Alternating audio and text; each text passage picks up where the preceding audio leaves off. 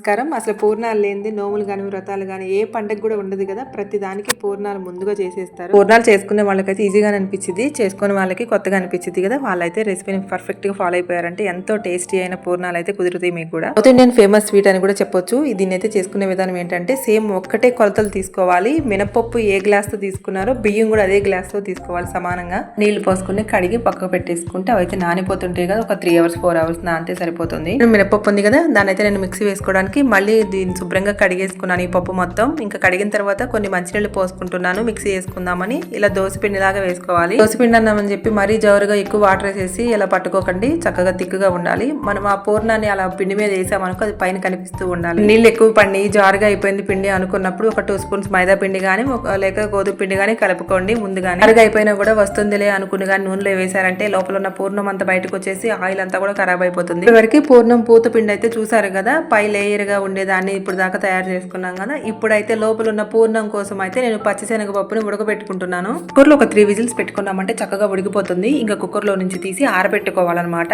తడి లేకుండా పొడిగా అయ్యేంత వరకు ఆరబెట్టుకుంటే సరిపోతుంది. అయితే నేను కుక్కర్ లో ఉడకబెట్టుకోవట్లేదు, మామూలుగా ఉడకబెట్టుకుంటున్నాను. చూస్తున్నారు కదా, నీళ్ళంతా అయిపోయే వరకు ఉడికించుకున్నాను. ఇంకా ఆపేసాను కదా స్టవ్. చూస్తుంటే చేతితో ఇలా పట్టుకుని పిండిలాగా అయిపోయింది. ఇంకా వాటిని అయితే నేను ఆరబెట్టేసాను పొడి పొడిగా అయ్యే వరకు. పచ్చిశనగ పప్పు ఏంటంటే తడి మీద మనం మిక్సీ పట్టుకున్నాం అనుకో, మిక్సీలో తిరిగేటప్పుడు అది తడిగా అయిపోయి ముద్దలాగా పప్పులాగా అయిపోతుంది. చూస్తున్నారు కదా, ఇది పొడి పొడిగా ఉంది ఇప్పుడు ఈ పిండి అంతా. వాళ్ళకి ఎప్పుడైనా కూడా ఇలా పిండి పొడి పొడిగా ఉన్నప్పుడు చేసిన పూర్ణాలు చాలా టేస్ట్ గా కూడా ఉంటాయి. ఇప్పుడు ఒక్కొక్కసారి పని హడావిల్లో మనం ఏం చేస్తామంటే పచ్చిదనగ పప్పుని ఆరబెట్టకుండా మిక్సీ పట్టేసుకుంటాం. వాటి వల్ల ఏమవుతుందంటే మెత్తగా అయిపోతుంది. బెల్లం కలిపేసరికి ఇంకా జారుగా అయిపోతుంది. పిండి బెల్లం కలిపిన తర్వాత జారుగా అయిపోయినట్టు అనిపిస్తే మాత్రం మందపాటి గిన్నె పెట్టుకుని స్టవ్ మీద ఆ పిండి అంతా కూడా అందులో వేసుకుని గరిటె పెట్టి తిప్పుతూ ఉండండి. అడుగంటకుండా చక్కగా గట్టిపడిపోయి దగ్గరకు వచ్చేస్తుంది. మొత్తం బెల్లం కొంత తీసుకుని తురుముకున్నాను. ఆ బెల్లం తురిమిన బెల్లాన్ని అయితే వేసుకుని కలుపుకుంటున్నా. కలిపేటప్పుడు కూడా చూస్తున్నారు కదా పొడిగానే ఉంది. నేను అనుకున్న బెల్లం కలపంగానే ఏమన్నా తడిగా ముద్దగా అయిపోతుందేమోనని, లేదు అవ్వలేదు. చేయటం కుదిరిన వాళ్ళకైనా ఒక్కొక్కసారి ఇలా పాటలు అవుతూ ఉంటాయి. అలా అయినప్పుడు మాత్రం ఈ పూర్ణం పిండికి అయితేనేమో స్టవ్ పెట్టుకుంటే మళ్ళీ దగ్గర పడిపోతుంది.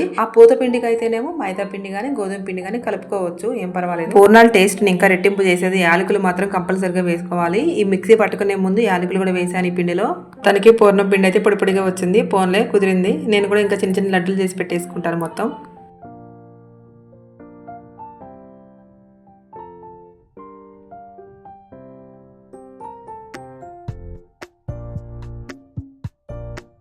పచ్చిశనగపప్పుతో పూర్ణం మాత్రం చిన్న చిన్న లడ్డూలు చేసుకుని పూర్ణాలు వేసుకుంటేనే పూర్ణాలు టేస్ట్గా ఉంటాయి. లోపల పిండి మాత్రం చాలా లడ్డులాగా చేసుకుని పూర్ణాలు వేసుకున్నారంటే పూర్ణాలు టేస్ట్గా ఉండవు. అప్పుడు శనగపప్పు పిండి తిన్నట్టుగా ఉంటుంది. అందుకని చాలా చిన్న చిన్న లడ్డూలు చేసుకుని పూర్ణాలు వేసుకోండి. చిటికల నోట్లో పెట్టుకోగానే తిన్నామంటే ఇంకోటి తినాలనిపించాలి. ఆ చిన్న చిన్న లడ్డూలు చేసుకుని పూర్ణాలు చేసుకోండి. చూస్తున్నారు కదా, నేను చాలా చిన్న చిన్న లడ్డూలు చేసుకున్నాను. పూత పిండిని మిక్సీ పట్టుకుని కాస్త టైం గడిచింది కదా, అందుకని అది చూడండి కాస్త తిక్కుగా అయింది కదా. ఆ లడ్డు అలా వేయంగానే అది మునగలేదనమాట. నేను అందుకని దాన్ని స్పూన్ తీరా ముంచుకుని చేసుకున్నాను. ఆ విధంగా అయితే ఉండాలి కోటింగ్. నేను చేత్తో వేసుకోను, నాకు చేత్తో కుదరదు. వాటికి పూర్ణాలు వేసేటప్పుడు నాకు ఫస్ట్ నుంచి స్పూన్ తో వేయటం అలవాటు అయిపోయింది. వేసేటప్పుడు పిండి అంతా కూడా ఎక్కువగా అవుతున్నట్టుగా అనిపించింది నాకు, అందుకనే చేత్తో కుదరదు అసలు. అందుకని స్పూన్ తోనే పూర్ణాలు చేస్తుంటాను. పూర్ణాలు చక్కగా పడుతుంటాయి, రౌండ్ కూడా వస్తుంటాయి. వేసుకున్న లడ్డులన్నీ కూడా ఆ పిండిలో అలా డిప్ చేయడం, నూనెలోకి వేసుకోవడం అనమాట.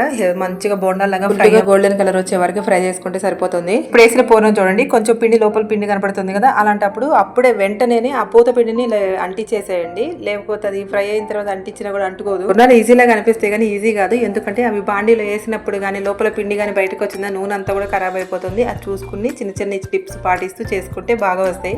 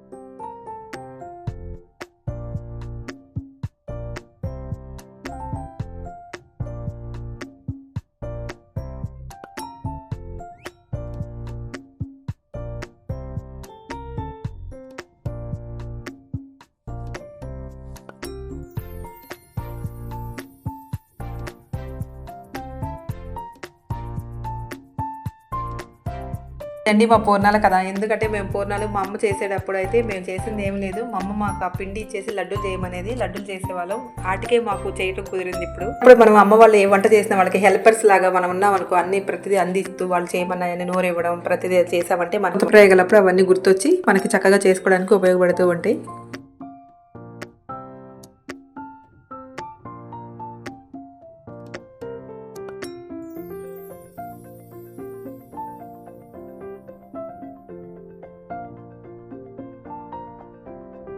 పూర్ణాలు చేయటం గొప్ప కాదు, పూర్ణాలు తినటం గొప్ప కాదు. ఇన్ని తిన్నాం అన్ని తిన్నాం అని చెప్పుకోవడం కూడా కాదు. ఒక్కసారి నెయ్యి వేసుకుని తినండి, ఒక్కటి తిన్నా కూడా చాలు, అంత టేస్ట్గా ఉంటుంది. అసలు తప్పకుండా కూడా ట్రై చేయండి. ముందు మీరు కుదిరితే అంత నెయ్యిలో అద్దుకునే తినండి. అసలు ఎంత టేస్ట్ అంటే ఆ మాటలు చెప్పలేమన్నమాట, అంత రుచిగా ఉంది. తప్పకుండా తిని చెప్పండి, ఒక కామెంట్ కూడా చేయండి. నోములు ఉంటాయి కదా కార్తీక మాసంలో, ఆ నోములకైతే అసలు నెయ్యిలోనే వీటిని పూర్ణం బూరెలు చేస్తారు. ఇంకా చూడండి టేస్ట్ అయితే ఎంత బాగుంటాయో. ఆల్రెడీ టేస్ట్ చూసే ఉంటారు, చూడడం వాళ్ళైతే తప్పనిసరిగా ట్రై చేయండి. అందుకే తప్పనిసరిగా పూర్ణాలు కానీ బొబ్బట్లు కానీ తయారు చేసుకుంటారు కదా, మీకు నచ్చినట్టయితే తప్పకుండా ట్రై చేయండి. చేసుకుని తిని ఎలా ఉందో నెయ్యి కూడా వేసుకుని తినండి. తిన్న తర్వాత ఒక కామెంట్ అయితే చేయండి. ఇలాగే మన ఛానల్ అయితే చూస్తూ ఉండండి. సబ్స్క్రైబ్ చేసుకోవడం అయితే మర్చిపోవద్దు.